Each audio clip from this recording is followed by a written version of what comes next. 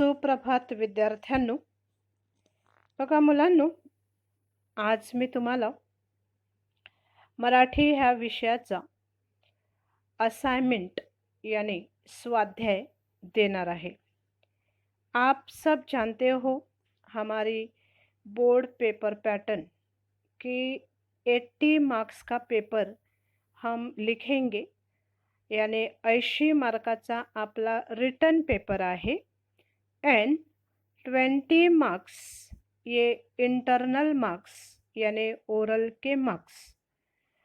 तर ह्या 20 मार्क्समध्ये तुम्हाला 10 मार्क्स यानी 10 मार्क्स हे असाइनमेंटसाठी आहेत आणि ही असाइनमेंट 5 + 5 यानी 10 अशा दोन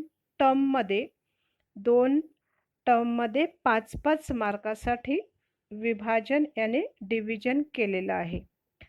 फर्स्ट टर्म में आपको 5 मार्क्स का एक असाइनमेंट करना है और सेकंड टर्म में आपको 5 मार्क्स का एक दूसरा असाइनमेंट करना है। नाउ हमारा जो पोर्शन है फर्स्ट टर्म का वो कंप्लीट हो चुका है, हम आगे भी जा चुके हैं, लेकिन अब हमें ये फर्स्ट टर्म का जो 5 मार्क्स का असाइनमेंट है वो अब करना यानी कंप्लीट करना ज़रूरी है।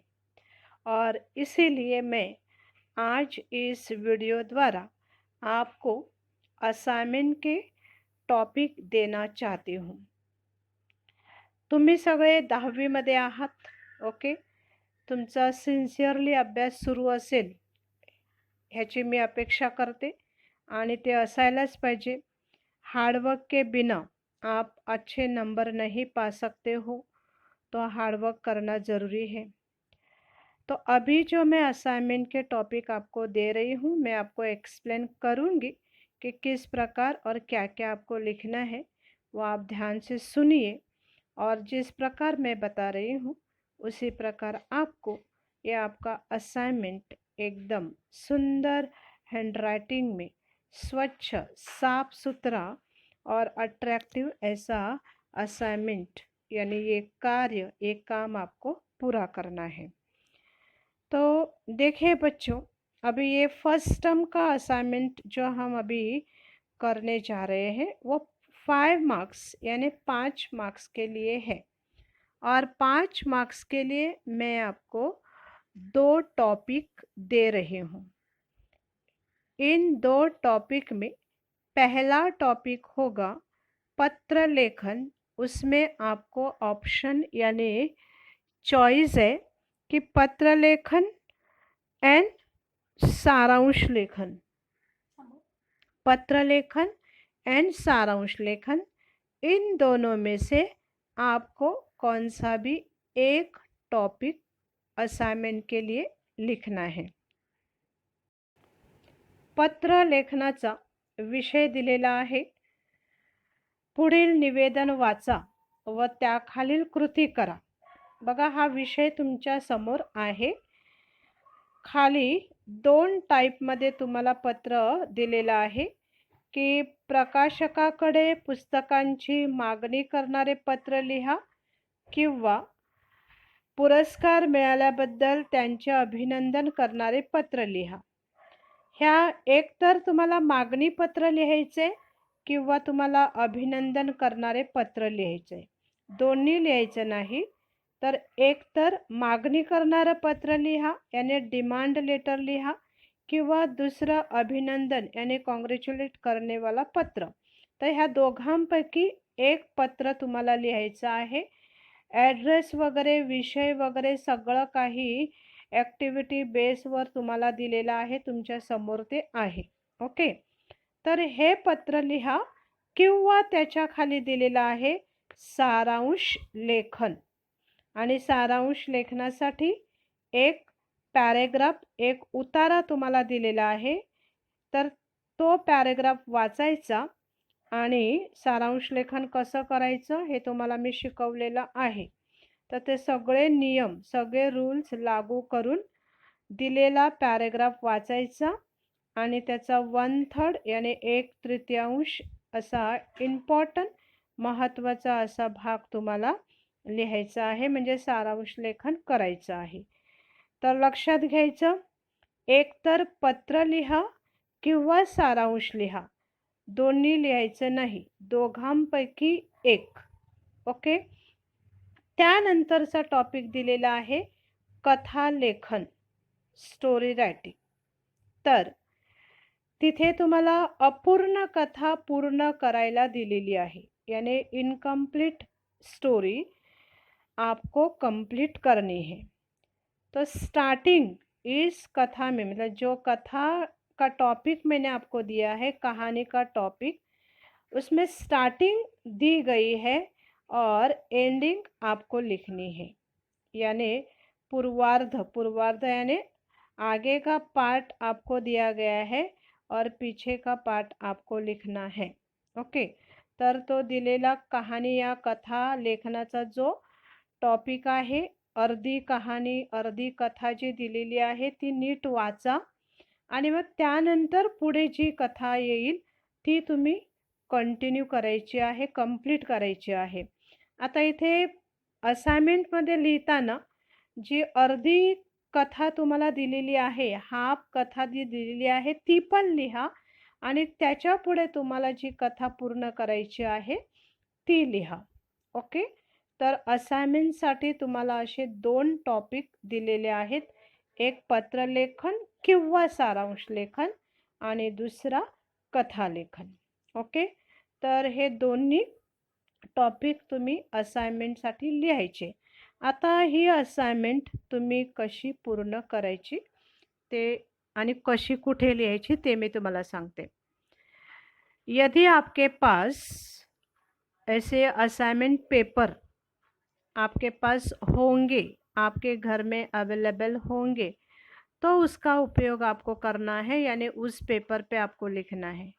यदि आपके पास ये असाइनमेंट पेपर नहीं है तो नो इशू, आप फुल स्केप पेपर लीजिए और उस फुल स्केप पेपर पे आपको ये असाइनमेंट कंप्लीट करनी है. आलं लक्षात? जर तुमच्याकडे असाइनमेंट पेपर असतील तर ते वापरा असाइनमेंट लिहिण्यासाठी. जर तुमच्याकडे ते पेपर नसतील तर तुम्ही साधे फुलस्केप पेपर घ्यायचे आणि त्या फुलस्केप पेपरवर हे असाइनमेंट कंप्लीट करायची आहे. पण मला दोन्ही टॉपिक वेगवेगळे पाहिजेत, याने पत्र किंवा सारांश हे तुम्ही एका पेपरवर 1 किंवा 2 फुलस्केप तुम्हाला जे लागतील त्याच्यावर कंप्लीट केल्यानंतर कथा लिहायला वेगळा पेपर घ्यायचा, त्याच पेपरावर कंटिन्यू करायचं नाही. तर उसके लिए दूसरे टॉपिक के लिए सेपरेट पेपर लेना है और उस पर वह दूसरा टॉपिक कंप्लीट करना है. ठीक है. फ्रंट पेज पर आप अपना नाम, मतलब स्टार्टिंग में आप स्कूल का नाम लिखो, स्कूल के नाम के बाद आपका नाम, आपका standard, division, role number. Okay. Standard, division, roll number and subject. Roll number शायद बी और सी ये 2 डिवीज़न के रोल नंबर चेंज हुए हैं, तो आपका जो न्यू रोल नंबर है वही रोल नंबर आपको लिखना है. सॉरी, नॉट बी, ए और सी. डिवीज़न ए और सी के रोल नंबर अभी चेंज हुए हैं, तो आपका जो न्यू रोल नंबर है वही रोल नंबर आपको इस असाइनमेंट पेपर पे लिखना है. तो स्कूल का नाम, आपका नाम, फिर standard, division, roll number, subject और डेट. तो डेट कौन से लिखनी है? आज मैंने आपको असाइनमेंट के टॉपिक दिए हैं, तो आज की डेट आप लिखोगे. अंडरस्टूड? डेट आप आज की लिखोगे 16 सितंबर, 16 सितंबर. ओके. अब ये असाइनमेंट कंप्लीट करने के लिए मैं आपको 10 दिन का टाइम दे रही हूँ। यह असाइनमेंट आप 10 दिन में आपको कंप्लीट करनी है। और फिर आपका असाइनमेंट कंप्लीट होने के बाद एक फ़ाइल आपको लेनी है, क्योंकि ये फ़ाइल साल भर चलेगी। यह असाइनमेंट फर्स्ट टर्म का असाइनमेंट, और ऐसा ही और एक असाइनमेंट आपको सेकेंड टर्म में भी मिलने वाला है। ये दोनों असाइनमेंट एक फ़ाइल में जमा करके हमको आगे, मतलब जो इंटरनल ओरल एग्ज़ाम आपकी जब होगी तभी आपको मार्क्स देने हैं। अंडरस्टूड? तो आपको एक फ़ाइल लेनी है। फ़ाइल ख़रीदने की ज़रूरत नहीं है। आपके घर में जो जुनी पुरानी फ़ाइल होगी आप उसका भी यूज़ कर सकते हैं। उसको अच्छे से कवर करो और वो उस फ़ाइल में ये आपका असाइनमेंट पेपर उसमें फ़ाइल करके रखना है। और 10 दिन के बाद आप मुझे पर्सनली मैसेज करोगे। स्टैंडर्ड 10th डिवीज़न ABC और आपका roll number. Okay, no need of name, आपके नेम की ज़रूरत नहीं है, बट आपका डिवीज़न और आपका रोल नंबर करेक्ट होना चाहिए। आप डिवीज़न के साथ जैसे standard 10th A roll number 3 ऐसा करके मुझे आप मैसेज करोगे कि मिस मेरा असाइनमेंट कंप्लीट हो चुका है। उसी नंबर के लिए, मतलब उस नंबर का नोट मैं मेरे पास रखूँगी। ऐसे नंबर का असाइनमेंट मैं बाद में एक्सेप्ट करूँगी, अदरवाइज़ नहीं। अभी ये असाइनमेंट की फ़ाइल आप मुझे कब दोगे वो मैं आज आपको बता नहीं सकती। मैं आपको बताऊँगी कि वो असाइनमेंट की कब मेरे पास आएगा। लेकिन आज 16 तारीख और मैं आपको 10 दिन दे रही हूँ, यानी 26 तारीख, 26, 27 और 28, ये 3 दिन में मुझे आपसे कंफर्मेशन, मतलब आपका असाइनमेंट कंप्लीट हो चुका है, ये मैसेज मिलना चाहिए with your roll number and division.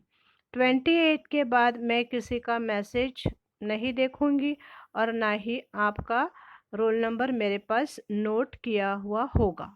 Okay, तो आप सब समझ चुके होंगे कि किस प्रकार आपको ये असाइनमेंट कंप्लीट करना है। तो अभी आपको इस काम में लगना है क्योंकि ये इम्पोर्टेंट मार्क्स है। सो आप जल्दी से जल्दी कंप्लीट करो और मुझे मैसेज भेजना है। ओके, धन्यवाद।